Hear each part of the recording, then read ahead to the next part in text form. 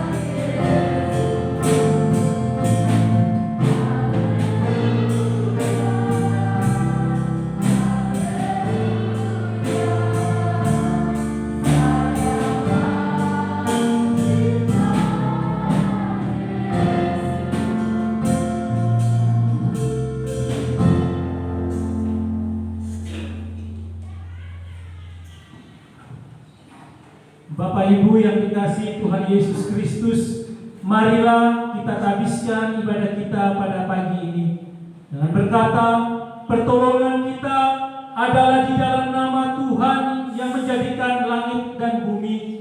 Kasih karunia dan damai sejahtera dari Allah Bapa kita dan dari Tuhan Yesus Kristus menyertai kamu.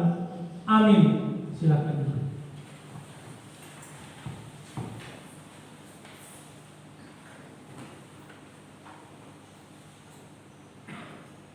Kita pada pagi hari ini terambil di dalam 2 Timotius pasal 2 ayat 19. Begini bunyi firman Tuhan. Tetapi dasar yang diletakkan Allah itu teguh, dan meterainya ialah Tuhan mengenal siapa kepunyaannya Dan setiap orang yang menyebut nama Tuhan hendaklah meninggalkan kejahatan. Kiranya Nabi diminta pada pagi hari ini senantiasa menjadi berkat bagi kita semua. Sebelum kita lanjutkan puji-pujian kita, mari dahulu kita masuk dalam doa. Kita masuk dalam doa pengucapan syukur dan pengakuan dosa. Mari kita berdoa. Tuhan Yesus, Allah Bapa yang bertahta dan kerajaan surga yang mulia, terima kasih Tuhan untuk setiap anugerah yang senantiasa Tuhan curahkan dari kehidupan kami, sehingga di pagi hari yang indah ini kami boleh berkumpul bersama di gereja ini untuk memuji dan memuliakan nama Tuhan. Bapa, ampuni setiap dosa dan kesalahan kami, baik dosa yang bukan melalui hati, pikiran, ucapan, bahkan perbuatan kami yang tidak berkenan di hadirat Tuhan. Kiranya Tuhan Yesus mengampuni. Kami juga memohon ampun Bapa untuk dosa-dosa kami apapun itu Bapa, yang kiranya menjadi penghalang untuk sampainya doa-doa kami kepada Engkau Bapa. Ampuni kami. Dan pada pagi hari ini kami juga berdoa untuk saudara-saudara kami yang masih dalam perjalanan, baik mereka yang berjalan kaki maupun yang berkendara.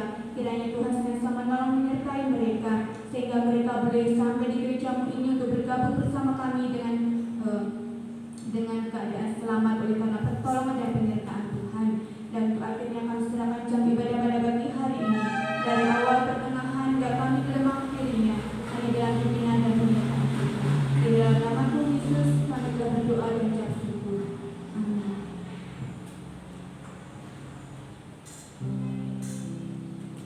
Kepada setiap orang yang telah mengaku dosa dan bertobat, disampaikan berita anugerah pengampunan seperti tertulis dalam kitab Yesaya pasal 54 ayat yang 8. Dalam murka yang meluap, aku telah menyembunyikan wajahku terhadap engkau sesaat lamanya, tetapi dalam kasih setia abadi aku telah mengasihi engkau, firman Tuhan penebusmu. Berdasarkan firman Tuhan itu, sebagai pelayan Yesus Kristus, kami memberitakan bahwa pengampunan dosa telah berlaku dalam nama Bapa dan Anak dan Roh Kudus. Sidang jemaat kami undang untuk bangkit berdiri untuk mendengarkan petunjuk hidup baru seperti tertulis dalam Kolose pasal 3 ayat yang ke-13. Sabarlah kamu seorang terhadap yang lain, dan ampunilah seorang akan yang lain. Apabila seorang menaruh dendam terhadap yang lain, sama seperti Tuhan telah mengampuni kamu, kamu berbuat jugalah demikian. Roh Kudus menolong kita mewujudkan kemuliaan Allah dalam seluruh hidup dan kesaksian kita di dunia. Jemaat kami persilakan duduk kembali. Mari kita memuji Tuhan kembali, kita pujikan pujian berharga di hadapan-Mu.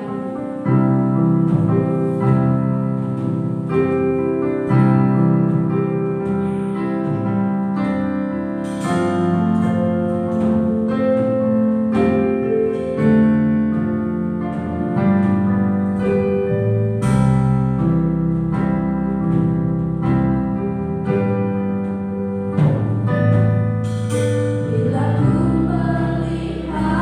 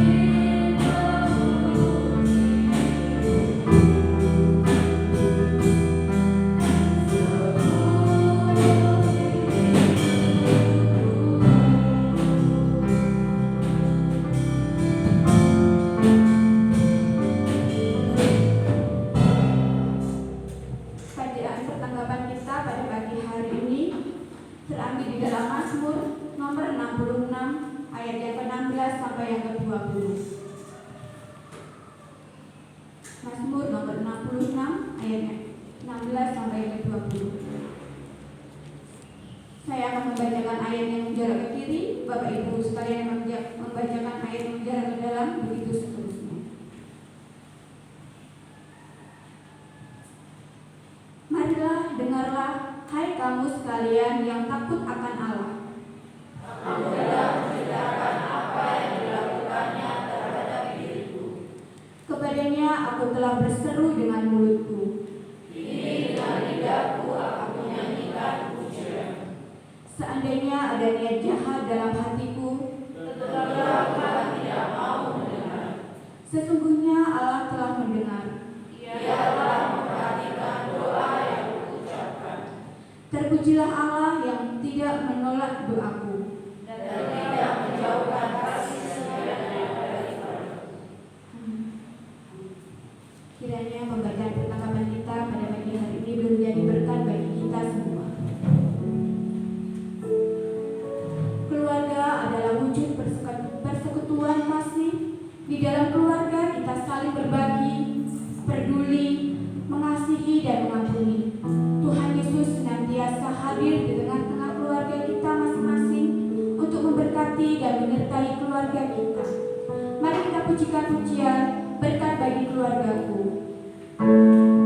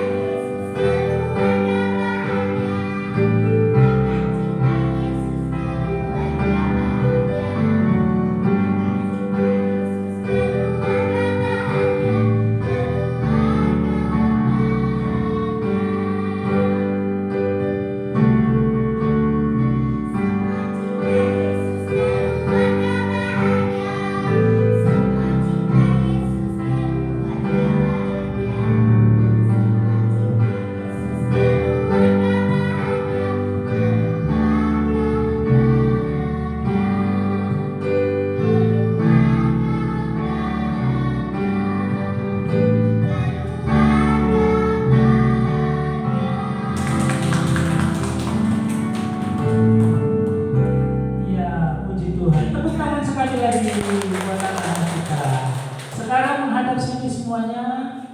Ya, mundur sedikit. Mundur sedikit. Lipat tangannya. Tutup matanya. Bapak akan berdoa buat kalian. Dan Sonya juga maju. Di antara luar sih boleh. Bu Hari juga bisa duduk di belakang mereka dengan Bu Sunar. Ayo Sonya sini Sonya. Ya, ya baik. Mari Bapak Ibu kita bersama-sama tundukkan kepala. Kita dukung anak-anak kita di dalam doa. Semuanya tunduk kepalanya, tutup matanya. Kita berdoa. Kami menyerahkan anak-anak kami ke dalam tangan pengasihan-Mu ya Bapak. Engkau melihat mereka saat ini. Tumbuh kembang mereka. Kiranya mereka bertumbuh dan berkembang di dalam pengenalan akan Engkau. Mampukan kami orang tua, mampukan kami sebagai gembala, mampukan kami sebagai guru-guru sekolah minggu untuk boleh membimbing, membina, mengarahkan, mengajari mereka di dalam takut akan Engkau. Mari memberkati anak kami David, mari memberkati anak kami Darren, mari memberkati anak kami Kenzi, mari memberkati anak kami Keke, mari memberkati anak kami Feli, mari memberkati anak kami Amel, dan juga mari memberkati anak kami Sonya, serta Klesia dan juga Sarel, Kevin yang tidak bersama-sama dengan kami, bahkan anak-anak kami yang lainnya. Kami menyerahkan semua ke dalam tangan pengasihan Tuhan. Di hadapan Engkau ada anak kami yang sedang menundukkan kepala dan mengangkat hatinya. Kami menyerahkan masa depan mereka ke dalam tangan pengasihan Tuhan.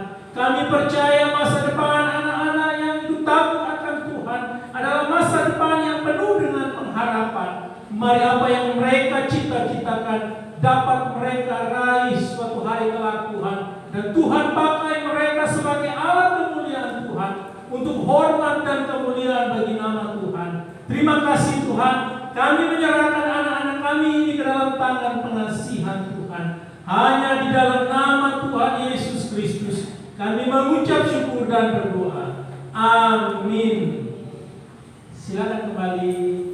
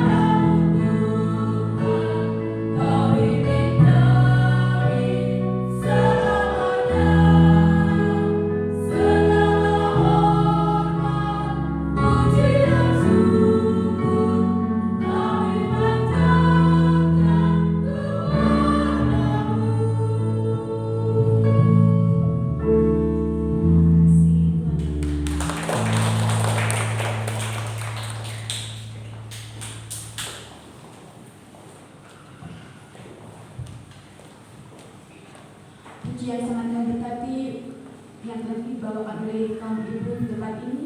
Kiranya keluarga kita senantiasa Tuhan berkati, baik dalam suka maupun duka. Kiranya Tuhan senantiasa pimpin langkah kami. Kami juga masih membuka ruang kesaksian bagi saudara-saudara yang lainnya yang menyaksikan tentang kasih Tuhan. Dan sudah tidak ada, mari kita siapkan hati dan pikiran kita untuk boleh kita mendengarkan kebenaran firman Tuhan yang akan disampaikan hamba-Nya. Tapi sebelumnya mari kita sambut firman Tuhan dengan pujian Hatiku Percaya. Selamat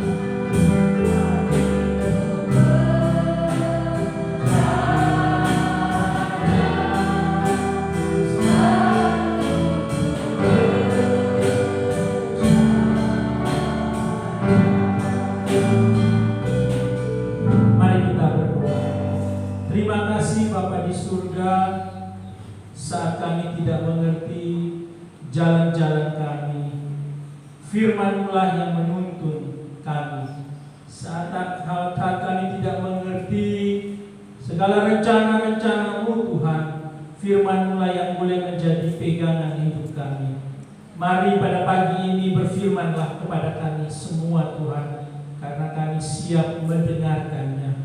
Dan Roh Kudus mengambil alih jalannya pemberitaan firman Tuhan ini dari awal, pertengahan hingga akhirnya, sehingga ketika kami pulang, kami boleh pulang dengan penuh sukacita oleh karena berkat-berkat Tuhan. Demi Yesus Kristus firman yang hidup kami berdoa. Amin.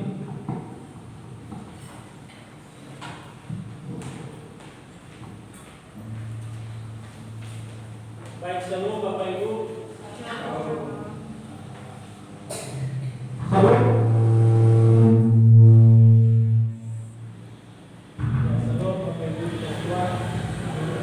Pagi ini kita bersama-sama mengingat dua momen yang paling penting di dalam kehidupan gereja, yaitu yang pertama adalah Hari Reformasi Gereja yang ke-504 tahun. Pada tahun 1517 Martin Luther menyampaikan tesisnya atau menempelkan tesisnya di Jerman pada waktu itu untuk boleh memberikan pikiran-pikirannya terhadap gereja Roma pada waktu itu, sehingga sampai detik ini gereja Protestan mengingatnya, merayakannya sebagai Hari Reformasi. Dan yang kedua, kita boleh bersama-sama menikmati bulan keluarga sepanjang bulan ini. Saya percaya bahwa ada kerinduan-kerinduan di dalam hati kita untuk tetap bersama-sama dengan keluarga melayani Tuhan, bersama-sama dengan keluarga terus menyembah Tuhan, seperti yang disampaikan oleh Yosua, ya, aku dan seisi rumahku, aku dan seisi keluargaku, aku dan semua keluargaku tetap memilih Allah sebagai Allah yang dipuji dan Allah yang disembah. Ibu bapak yang dikasihi Tuhan Yesus Kristus, berkat bagi keluarga kita datang tidak hanya berupa uang yang banyak, harta yang berlimpah, atau apapun itu bentuknya secara materi, tetapi berkat juga datang di dalam keluarga, bisa di dalam bentuk proses-proses dan pergumulan-pergumulan yang Bapak Ibu dan saya sebagai keluarga mengalaminya setiap waktu, setiap hari demi hari. Tetapi justru yang paling penting ditekankan adalah bagaimana sebagai keluarga kita boleh datang dengan penuh kerendahan hati menyampaikan apa yang sudah kita lakukan itu keliru di hadapan Tuhan, sehingga yang perlu kita ketika kita berbicara tentang berkat itu tidak bisa dilepaskan dari berbicara tentang pemulihan yang harusnya kita alami di dalam kehidupan keluarga kita. Kalau mau keluarganya diberkati, maka mari kita bersama-sama datang kepada Tuhan yang dapat memulihkan baik kehidupan kita pribadi, lepas pribadi, maupun kehidupan keluarga kita. Ibu bapak yang dikasihi Tuhan, di akhir daripada bulan keluarga ini, saya akan mengajak kita bersama-sama menggumuli satu bagian firman Tuhan dari 2 Timotius pasal 2 ayat 19. 2 Timotius pasal 2 ayatnya yang ke-19.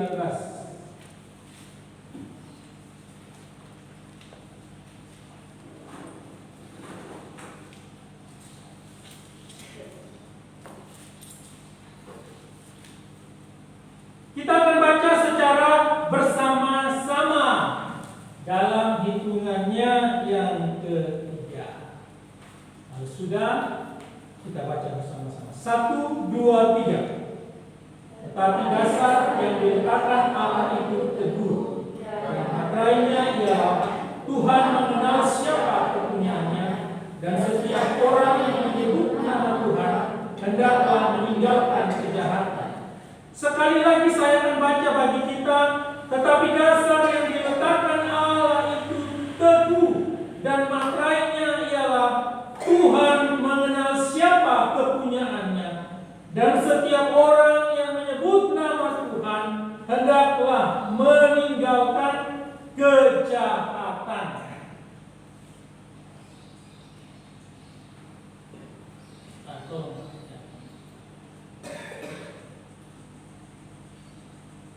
Itu bagi kaki tadi ya.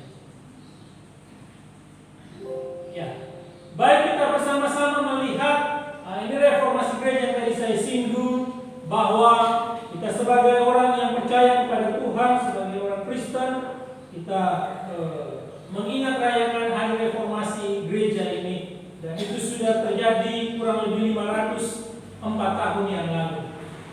Tema yang saya beri judul pada pagi ini adalah Tuhan mengenal siapa kepunyaannya. Tuhan mengenal siapa kepunyaannya.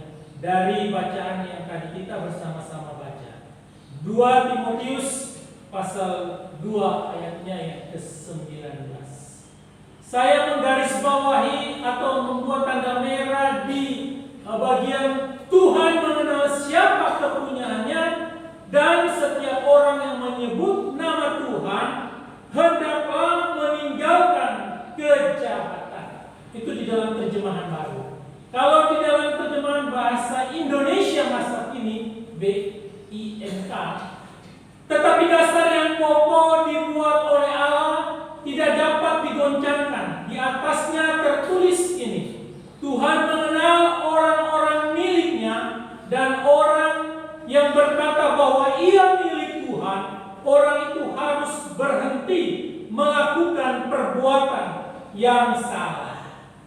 Kalau kita melihat konteks dari bacaan kita di dalam 2 Timotius pasal 2 ayat 1 sampai dengan ayatnya yang ke berapa? 26, dan secara khusus yang kita baca dari ayat 14 itu berbicara tentang nasihat-nasihat yang disampaikan untuk tetap berhati-hati menghadapi para pengajar yang sesat. Dan Paulus mengingatkan Timotius yang muda ketika dia diberikan kepercayaan untuk menggembalakan jemaat yang ada di Efesus, yang tidak luput daripada serangan-serangan pengajar-pengajar yang sesat. Ibu bapak yang dikasihi Tuhan Yesus Kristus, dikatakan tetapi dasar yang diletakkan Allah itu teguh. Apa dasar yang diletakkan Allah? Dasar yang diletakkan Allah itu teguh. Tentu seperti yang menjadi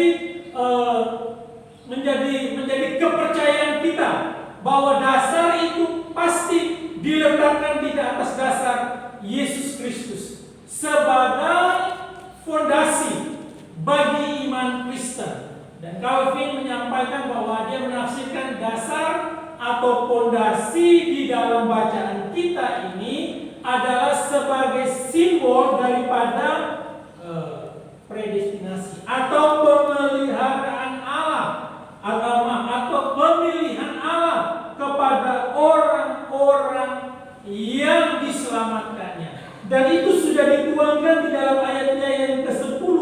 Disampaikan, karena itu aku sabar menanggung semuanya itu bagi orang-orang pilihan Allah. Jadi itu menurut Calvin ya. Dia menyampaikan bahwa dasar atau fondasi yang dimaksud adalah berbicara tentang orang-orang yang sudah dipilih oleh Allah, orang-orang yang sudah diselamatkan oleh Allah. Nah, ibu bapak yang dikasihi Tuhan Yesus Kristus, tentu dengan iman kita meyakini bahwa kita adalah orang-orang pilihan Allah, orang-orang yang sudah dipilih tentu dengan maksud untuk diselamatkan oleh Allah itu sendiri. Keyakinan kita didasarkan pada iman percaya kita kepada Yesus Kristus sebagai Tuhan dan Juru Selamat. Di dalam Matius 15 ayat 13 dikatakan, setiap tanaman yang tidak ditanam oleh Bapakku yang di sorga akan dicabut dengan akar-akarnya.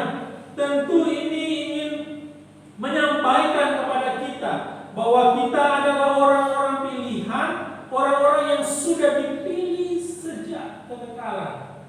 Nah, bagi mereka yang tidak menerima pemilihan daripada ibarat dikatakan di dalam Matius 15 ayat 13 dikatakan tanaman yang tidak ditanam oleh Allah pasti akan dicabut sampai ke akar-akarnya. Sedangkan di dalam penafsiran yang disampaikan oleh Hendriksen ini memberikan tiga kata dasar yang paling penting dikatakan. Yang pertama dikatakan pemilihan dari kekekalan, sama seperti yang tadi disampaikan oleh John Calvin. Jadi Hendriksen juga ini setuju bahwa orang-orang yang percaya ini adalah orang-orang yang sudah dipilih sejak kekekalan.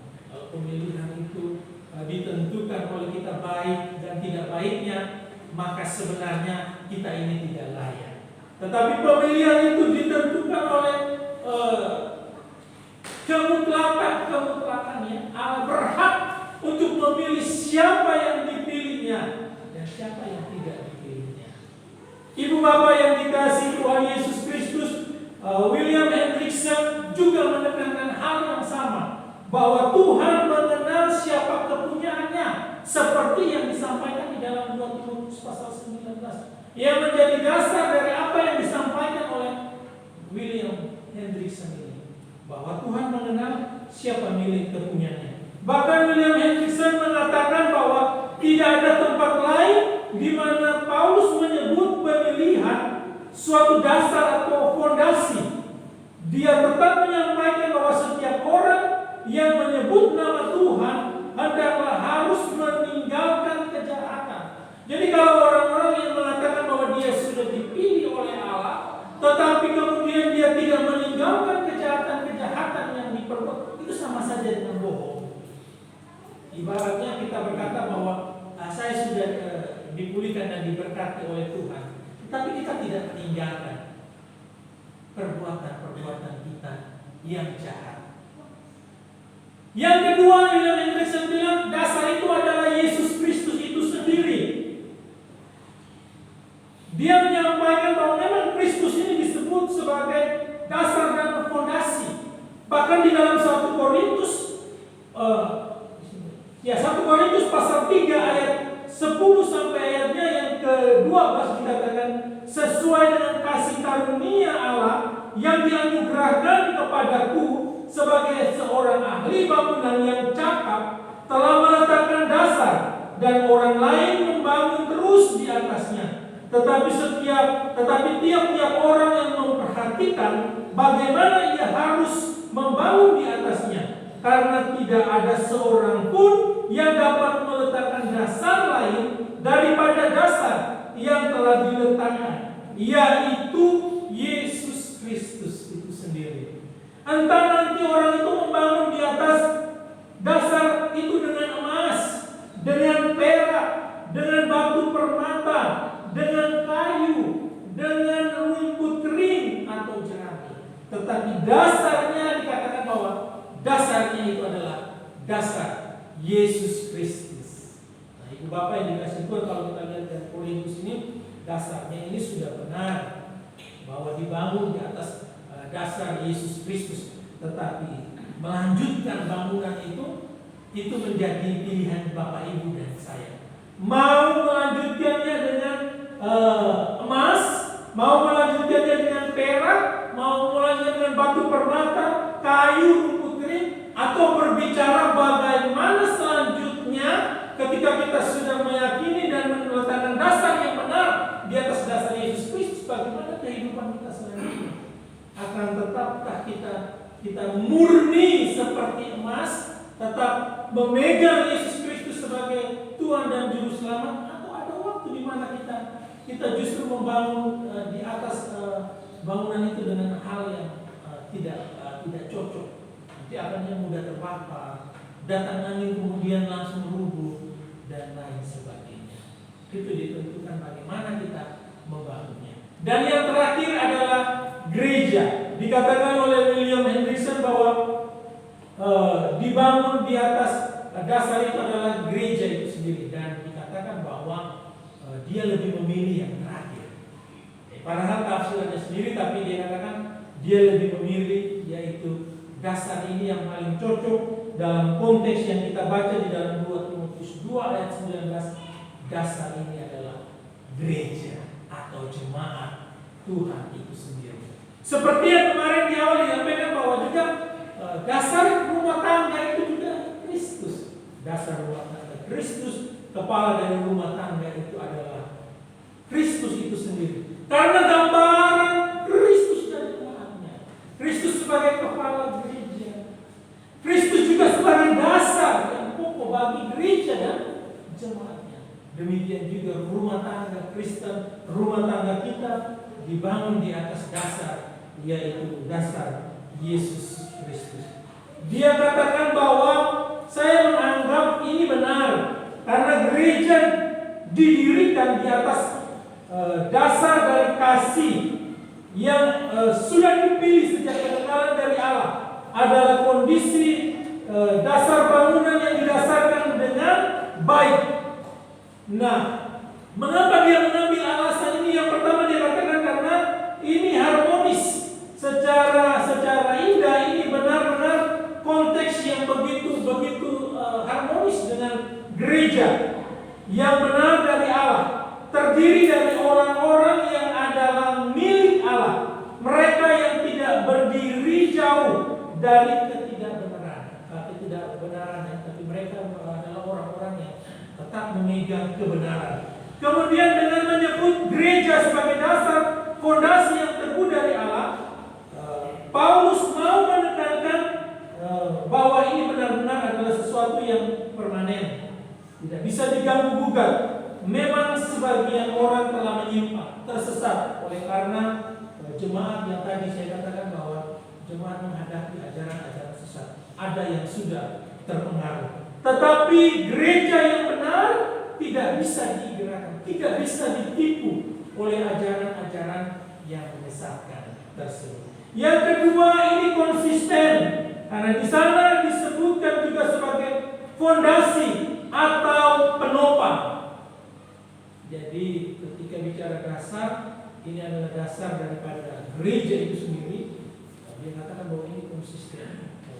Gereja berdiri di atas dasar Yesus Kristus. Dan di 1 Timotius 3:15 dikatakan, jadi jika aku terlambat, sudahlah engkau tahu bagaimana orang harus hidup sebagai keluarga Allah, yakni jemaat atau gereja dari Allah yang hidup, tiang penopang dan dasar kebenaran. Jadi ibu bapak yang dikasihi Tuhan Yesus Kristus, sebagai keluarga Allah, kita sudah tahu bagaimana sebenarnya kita harus hidup. Karena apa? Karena kita meletakkan dasar, atau kita dibangun di atas dasar yang benar. Bahkan itu menjadi soko, tiang yang sangat kuat untuk menopang, baik menopang gerejanya, baik menopang kehidupan rumah tangga Bapak dan Ibu. Sehingga walaupun badai datang di dalam rumah tangga, persoalan datang di dalam kehidupan bergereja, itu tidak akan mudah dihancurkan, mudah ditipu daya oleh ajaran-ajaran yang menyimpang dari kebenaran. Yang itu memang dihembusi oleh orang-orang yang dipakai oleh si jahat untuk memporak-porandakan persekutuan. Dan di dalam rumah tangga pun kita mengalami hal yang sama ya. Kalau kita tidak meletakkan dasar yang kuat, kalau kita tidak ditopang sebab di dalam tiang yang kuat sokoh yang Kristus itu sendiri, maka rumah tangga kita bisa roboh. Apalagi kita yang jauh dari istri, jauh dari suami. Penggodaan pencobaannya begitu besar. Tetapi bagaimana sebenarnya bukan persoalan penggodaan pencobaan, tetapi bagaimana dasar itu yang sudah kita bangun, kuat atau tidak. Jadi kalau ada yang merayu saya, maaf, saya sudah punya istri, walaupun saya tidak pakai cincin kawin ya. Saya tidak punya istri. Tidak ada yang bisa merayu saya dengan cara apapun. Begitu juga dengan bapak ibu. Baik yang jauh dari suami, yang jauh dari istri. Tidak akan tergoda. Tidak akan tergoda. Karena apa? Kita punya dasar yang pokok. Kita punya tiang pokok yang kuat. Kalau mau milih-milih yang luar biasa, orang tidak akan habis-habis.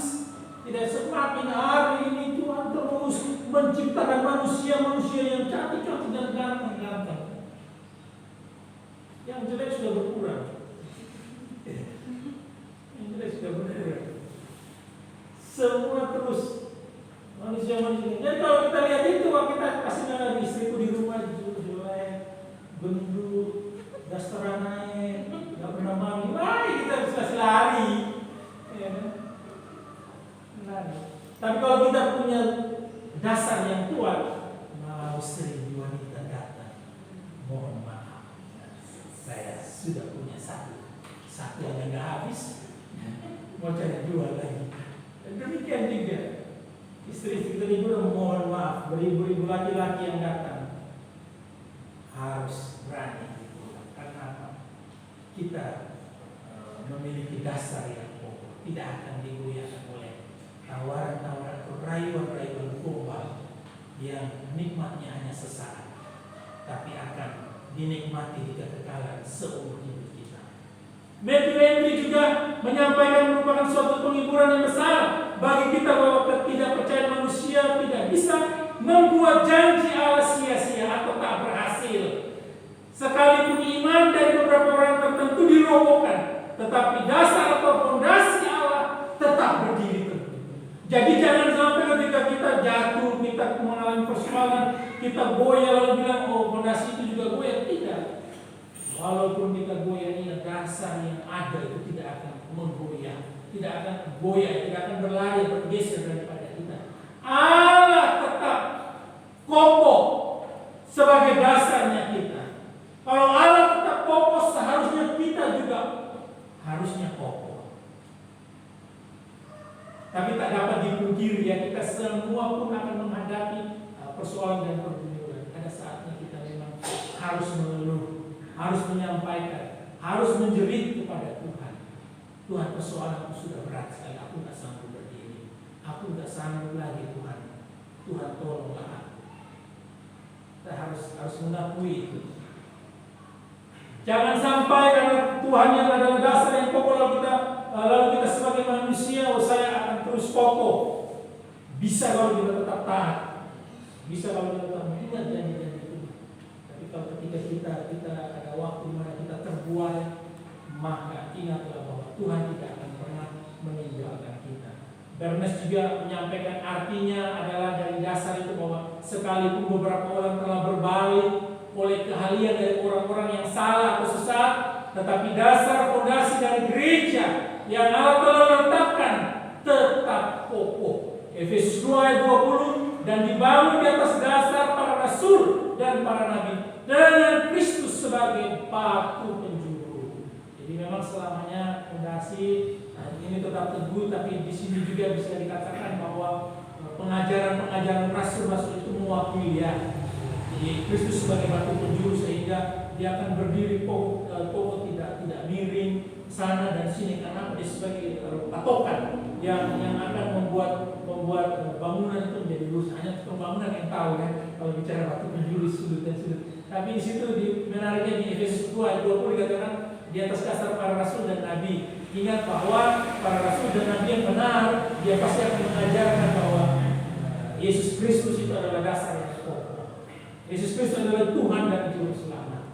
Sehingga Efesus mengambil kesimpulan bahwa selain dari dasar dari para rasul dan nabi, berarti Yesus juga bisa diibaratkan, diumpamakan sebagai batu penjuru yang akan tetap menjaga kemurnian ajaran para rasul, kemurnian ajaran para nabi supaya tidak miring dan tidak menyimpang. Juga kemurnian pengajaran-pengajaran dari hamba-hamba Tuhan, pendeta-pendeta. Begitu banyak hal-hal yang terjadi, penyimpangan-penyimpangan yang membuat jemaat tersesat oleh karena pengajaran-pengajaran yang tidak benar, yang saat ini viral itu adalah Andi Simon yang luar biasa, dia menyembuhkan orang. Dan kemudian selanjutnya setelah dia sampaikan tentang dasar yang pokok, di sini juga diingatkan bahwa setiap orang, tetapi dasar yang diletakkan Allah yang teguh dan materainya. Nah, materainya ialah Calvin menyampaikan bahwa materai dimaksudkan oleh Paulus di sini adalah sebuah segel, sebuah cat yang dimana Bapak, Ibu dan saya yang sudah dipilih oleh Tuhan akan tertulis di dalam kitab kehidupan. Di dalam Mazmur 69 ayat 29, biarlah mereka dihapus dari kitab kehidupan dan janganlah mereka tercatat bersama-sama dengan orang-orang yang benar di bagi mereka yang memang tidak dipilih. Filipi 4 ayat 3, bahkan kuminta kepadamu juga, Sunsugus, temanku yang setia, tolonglah mereka karena mereka telah berjuang dengan aku dalam pekabaran Injil bersama-sama dengan Clemens dan kawan-kawanku sekerja yang lain yang namanya telah tercantum dalam kitab kehidupan. Bernes juga menyampaikan bahwa materai atau segel ini juga berbicara sebagai sebuah tanda keaslian, kepemilikan. Kalau kita sudah dimateraikan, dicap bahwa kita adalah milik Kristus, kita adalah kepunyaan Kristus, dan tidak ada satu orang pun atau kuasa pun yang mampu mengambil dan merebutnya. Jadi materai ini berbicara tentang kepemilikan yang sudah dicap di segel, atau dilanjutkan dikatakan materai ini materai dikatakan pada fondasi ya. Jadi kalau kita bangun gedung seperti ini, kemudian kita memberikan cap, tanda, menuliskan nama dari si pemilik gedung atau mereka yang membangun gedung tersebut, jadi ditulis namanya. Di sini tidak ada. Kalau di Stella itu di kampus itu ada gedung yang dibangun dan itu dicatat. Oh, ini adalah gedung yang dibangun oleh gereja, salah satu gereja di Korea ya. Jadi nama itu ditulis sebagai prasasti untuk mengingat bahwa gedung kuliah ini dibangun oleh orang-orang yang ada di gereja Korea. Jadi itu menandakan kepemilikannya. Matius 27 ayat 66, maka pergilah mereka dan dengan bantuan penjaga-penjaga itu mereka mematerai kubur itu dan menjaganya. Jadi mematerai, menyegel ya, membuktikan bahwa di sini ada yang dikubur atau kepemilikannya sudah sah, diberikan kepada pemerintah Roma untuk mengubur Yesus. Wahyu 9 ayat 4, dan kepada mereka dipesankan supaya mereka jangan merusakkan rumput-rumput di bumi atau tumbuh-tumbuhan ataupun pohon-pohon, melainkan hanya manusia yang tidak memakai materai Allah di dalamnya. Jadi materai adalah lambang kepemilikan. Yang tidak ada lambang kepemilikan daripada Allah, maka kita akan melihat bagaimana nasib mereka di akhir zaman. Kemudian Tuhan mengenal siapa kepunyaannya. Ibu bapak yang dikasihi Tuhan, kita bersyukur punya Allah yang begitu luar biasa. Sampai detik ini mungkin kita merasa bahwa Tuhan itu seperti jauh. Tidak, tetapi Tuhan tidak pernah jauh, bahkan Tuhan tidak pernah melupakan kita. Dia tahu, dia kenal bahwa Bapak, Ibu dan saya adalah milik kepunyaannya. Tadi saya dikatakan di segel sudah ditandai sehingga tidak ada satupun yang dapat hilang dari pandangan matanya. Di dalam Matius 7 ayat 23 saya baca yang di bawah ya, ayat Matius 7 ayat 21 sampai 23, aku tidak pernah mengenal mereka. Nah, bayangkan saja ya, kalau dikatakan Tuhan mengenal milik kepunyaannya, tetapi ada orang-orang di situ yang setiap harinya berseru-seru memanggil nama Tuhan. Dikatakan bukan setiap orang yang berseru kepadaku Tuhan, Tuhan akan masuk dalam kerajaan surga, melainkan dia yang melakukan kehendak Bapakku yang di surga. Pada hari terakhir banyak orang akan berseru kepadaku, Tuhan, Tuhan, bukankah kami berbuat demi namamu dan mengusir setan demi namamu dan mengadakan banyak mujizat demi namamu? Pada waktu itulah aku akan terus terang kepada mereka dan berkata, aku tidak pernah mengenal kamu, hanyalah daripada. Jadi ibu bapak yang dikasih Tuhan, bisa terjadi pada diri kita. Sekiranya kita bukan orang-orang yang dipilih. Oh, kita mau melakukan hal-hal yang luar biasa seperti yang disebutkan di dalam Matius pasal 7, mengusir setan, mengadakan begitu banyak mujizat, bernubuat, tetapi justru di akhir nanti Tuhan bilang, aku nggak kenal kamu siapa. Tuhan aku sudah khotbah loh, berkali-kali. Tuhan aku sudah melayani loh di gereja, dari usia aku masih kecil. Tuhan bilang, aku nggak kenal kamu. Hanya kamu membuat kejahatan. Orang-orang yang ditolak oleh Tuhan bukan orang-orang yang dari luar, tetapi justru dari dalam gereja Tuhan sendiri. Orang-orang yang dimurnikan pertama kali orang-orang di dalam gereja Tuhan sendiri. Jadi jika kita melihat ada kekacauan, ada pertengkaran, ada perselisihan, ada saling beda-beda pendapat, bahkan berujung kepada hal-hal yang menjadi pemecah belah. Itu hal-hal yang memang Tuhan izinkan untuk memurnikan gereja, untuk memurnikan Bapak, Ibu, dan juga saya. Siapapun kita ditentukan dari seberapa kokoh iman percaya kita kepada Tuhan, dan seberapa kita selalu merefleksi, mengingat siapa aku.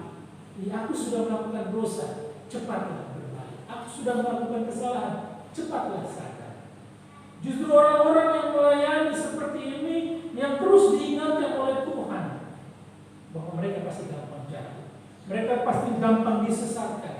Tetapi bagaimana kita diberikan kesadaran yang penuh untuk menyadari bahwa saya sudah sombong, saya sudah menyimpang, saya sudah tersesat.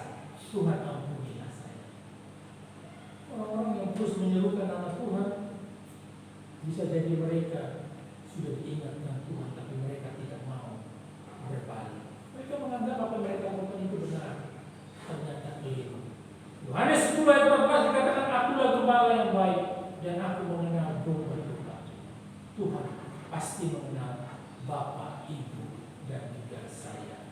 Di dalam kehidupan kita masing-masing, bahwa kita adalah orang-orang yang sudah menyatakan diri sebagai pengikut Kristus, sudah menyatakan diri sebagai milik Kristus, maka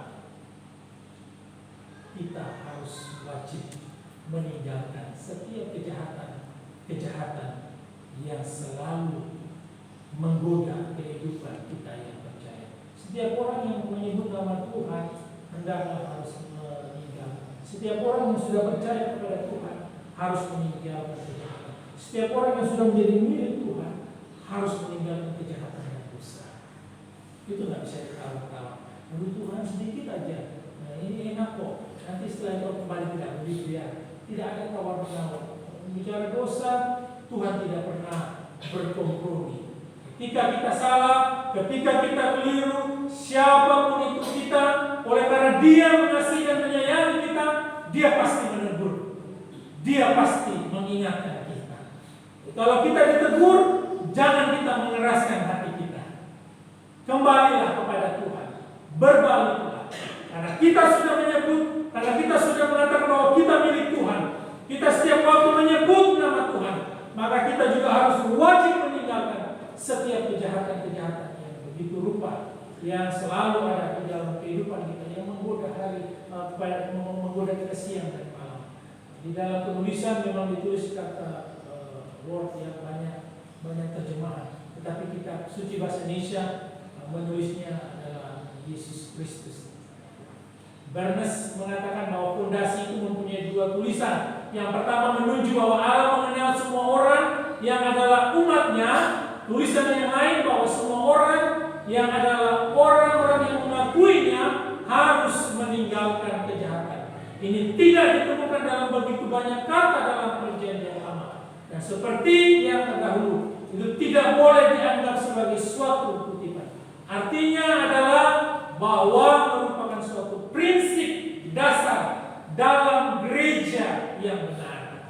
Kalau kita bicara bahwa kita gereja yang Kakaboro, Bunang adalah gereja yang benar, maka kita harus berani meninggalkan segala kejahatan-kejahatan yang ada di dalam diri kehidupan, yang ada dalam kehidupan, yang ada dalam diri kita masing-masing, sehingga itu bisa dapat memurnikan, membuat gereja terus bertumbuh dan berkembang. Kita adalah gereja yang berani meninggalkan segala kejahatan-kejahatan. Bahwa semua yang menjadi anggota gereja harus menjalani kehidupan yang kudus. Juga adalah benar bahwa mereka akan menjalani kehidupan yang kudus di tengah-tengah semua yang cacat dari orang-orang yang salah atau sesat. Jadi kita dituntut untuk tetap hidup benar di tengah-tengah ketidakbenaran. Hidup benar di tengah-tengah kejahatan. Hidup benar di tengah-tengah orang-orang yang melakukan kesalahan dan orang-orang yang tersesat. Dan kita harus tetap ada di dalam jalan-jalannya Tuhan. Dan semua usaha mereka untuk menjauhkan orang-orang lain dari iman yang sejati, mereka akan dikenal sebagai umat yang sejati dari Allah yang memang menghindari mereka dari kejahatan. Itu yang dikatakan oleh Barnabas ya. Ibu Bapak yang dikasihi Tuhan, Matius 7 ayat 21 sampai 23 yang tadi saya bacakan, bahwa dikatakan bahwa kamu sekalian pembuat kejahatan, mereka adalah orang-orang yang tidak masuk di dalam pemilihan Allah. Kalau kita adalah milik pemilihan Allah, maka kita harus menjauhkan diri kita dari kejahatan. Lukas 4 ayat 46, mengapa kamu berseru kepadaku Tuhan, Tuhan, padahal kamu tidak melakukan apa yang aku katakan. Titus 2 ayat 14, yang telah menyerahkan dirinya bagi kita untuk membebaskan kita dari segala kejahatan dan untuk memuduskan bagi dirinya suatu umat kepunyaannya sendiri yang rajin berbuat baik. Kalau kita milik Tuhan, maka mari kita meninggalkan segala kejahatan-kejahatan. Pulpit komentari menyampaikan Tuhan mengenal mereka yang adalah kepunyaannya. Hendaklah dalam Bilangan 5 ya, ayat Bilangan 16 ayat 5. Hendaklah setiap orang yang menyebut nama Tuhan meninggalkan ketidakbenaran. Ini tidak ditemukan di manapun di dalam perjanjian lama. Bagian pertama dari ayat ini memang sama. Dari sini yang saya tidak tahu, Yesaya 26 ayat 13 dikatakan tidak ada yang sesuai dengan bagian yang kedua. Teks yang dikutip ini Bilangan 16 dan Yesaya 15 ayat 25-22 adalah jauh terlalu memiliki hubungan khusus apapun. Mungkin moto itu adalah salah satu dari kata-kata yang setia atau bisa dipercaya. Itu sebelum ditunjuk. Kedua tulisan diambil bersama-sama menunjukkan dua sisi dari kedudukan Kristen, pemilihan Allah dan kekudusan manusia. Jadi kalau kita adalah orang yang dipilih Allah, kita adalah milik kepunyaan Allah, maka kita wajib meninggalkan semua kejahatan. 1 Korintus 6 ayat 19 sampai 20, atau tidak tahukah kamu bahwa tubuhmu adalah bait Roh Kudus yang diam di dalam kamu, Roh Kudus yang kamu peroleh dari Allah, dan bahwa kamu bukan milik kamu sendiri, sebab kamu telah dibeli dan harganya telah lunas dibayar. Karena itu muliakanlah Allah dengan tubuhmu. Bilangan 16 ayat 5 sampai 26, dan ia berkata kepada Korah dan segenap kumpulannya, besok pagi Tuhan akan memberitahukan setiap kepunyaannya dan siapa yang kudus, dan ia akan memperbolehkan orang-orang itu mendekat kepadanya. Orang yang akan dipilihnya akan diperbolehkannya mendekat kepadanya.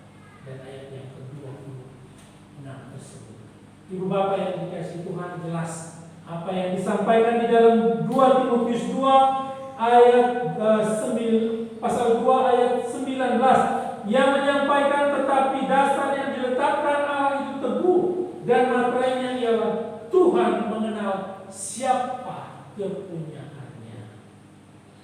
Kalau Tuhan mengenal Bapak, Ibu dan saya, maka jangan pernah ragu bahwa Tuhan meninggalkan kita. Tidak.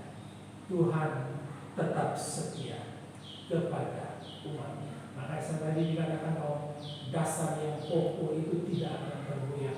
Walaupun ada persoalan dan pergumulan, atau walaupun kita sempat terjatuh dan tergoyah, tetapi dasar Yesus Kristus itu sudah benar-benar kokoh, menjadi penopang bagi kehidupan orang-orang yang percaya. Sedemikian juga di dalam kehidupan rumah tangga kita. Kiranya Roh Kudus memulihkan kehidupan rumah tangga kita, dan kita selalu diberkati. Ketika Bapak Ibu dan saya dipulihkan, maka kita pun juga berkomitmen untuk meninggalkan segala kejahatan dan semua dosa yang begitu rupa yang setiap waktu selalu menggoda kita supaya kita jatuh di dalamnya. Mari kita berani berkomitmen untuk meninggalkannya, dan mari kita bersama-sama sebagai keluarga, sebagai keluarga Kristen yang adalah milik kepunyaan Tuhan, yang sudah dimateraikan, yang menjadi dasar dan juga kepala di dalam kehidupan keluarga kita. Kita memilih Dia untuk tetap terus menopang, mengarahkan, memimpin, menuntun setiap perjalanan rumah tangga kita, setiap perjalanan keluarga kita. Teruslah percaya kepada Tuhan, karena kita adalah orang-orang milik kepunyaan Tuhan yang dikenal oleh Tuhan. Kiranya Tuhan menolong dan Tuhan memberkati kita semua. Amin. Mari kita berdoa. Terima kasih Bapa di surga, kami bersyukur dan berterima kasih oleh karena kebenaran firman-Mu yang boleh disingkapkan di depan kami. Kami menyadari Tuhan Yesus sebagai umat kepunyaan Tuhan. Kami menyadari sebagai milik kepunyaan Tuhan. Terkadang kami selalu tidak berlaku setia di hadapan Tuhan. Pada pagi ini Tuhan, dengan penuh kerendahan hati, kami datang dan memohon, ampunilah kami Tuhan. Bahkan kami menyadari terkadang kami sebagai keluarga Kristen, kami tidak hidup seturut dengan kebenaran-kebenaran firman-Mu Tuhan. Kami sebagai keluarga Kristen terkadang hidup menyimpang dari jalan-jalan Tuhan. Kami tidak menjadi berkat bagi sesama kami. Kami tidak menjadi berkat bagi keluarga-keluarga lain yang ada di sekitar kami. Oleh karena itu kami memohon dengan penuh kerendahan hati, kasihanilah kami dan ampunilah kami Tuhan. Mari Bapa di surga, ini merindukan Tuhan terus memulihkan kehidupan keluarga kami, terus memulihkan kehidupan gereja-Mu yang ada di GKK Boro ini Tuhan. Karena kami rindu kami sebagai keluarga Kristen terus dipakai untuk sebagai alat kemuliaan Tuhan, untuk menyampaikan kebenaran-kebenaran Tuhan di tengah-tengah kehidupan kami. Terima kasih Tuhan Yesus Kristus. Kami juga menyadari sebagai keluarga Kristen ketika kami sungguh-sungguh datang kepada Tuhan, begitu banyak persoalan pergumulan yang silih berganti datang di dalam kehidupan kami. Memohon Tuhan topang kami, berikanlah kami kekuatan, sehingga setiap badai-badai yang datang di dalam rumah tangga kami boleh dapat kami halau Tuhan di dalam nama Tuhan Yesus Kristus. Terima kasih Tuhan Yesus. Kami bersyukur dan berterima kasih buat keluarga-keluarga yang Tuhan sudah berikan di dalam kehidupan kami. Karena kami pun tidak bisa memilih dari mana kami dilahirkan. Tetapi jikalau saat ini Tuhan menghadirkan kami di keluarga kami percaya bahwa ada maksud dan tujuan kami. Ada maksud dan tujuan Tuhan di dalam kehidupan kami. Terima kasih Tuhan. Oleh karena itu Tuhan, mari teruslah berkarya di dalam setiap keluarga jemaat-Mu yang ada di GKK Boro ini Tuhan. Kami menyerahkan keluarga-keluarga yang ada. Terima kasih Bapa di surga. Bahkan kami juga tidak memilih di mana keluarga, di mana kami ada saat ini Tuhan. Ada kami dari kami keluarga kami yang belum seiman bersama-sama dengan kami. Kami rindu bahwa mereka pun juga diselamatkan dimenangkan untuk hormat kemuliaan bagi nama Tuhan. Pakai kami terus untuk memberitakan Injil-Mu Tuhan di tengah-tengah keluarga kami, bahkan sampai kepada tanah kiri kanan untuk belakang kami. Tuhan, kiranya Tuhan menyelamatkan keluarga kami juga, baik suami, istri, anak-anak kami, orang tua kami, mertua kami. Selamatkanlah mereka Tuhan. Terima kasih Bapa di surga, terpujilah nama-Mu Bapa. Inilah kami, keluarga Kristen, kami menyerahkan seluruh kehidupan kami ke dalam tangan pengasih Tuhan. Demi Yesus Kristus, Tuhan dan Juru Selamat kehidupan kami mengucap syukur dan berdoa. Amin.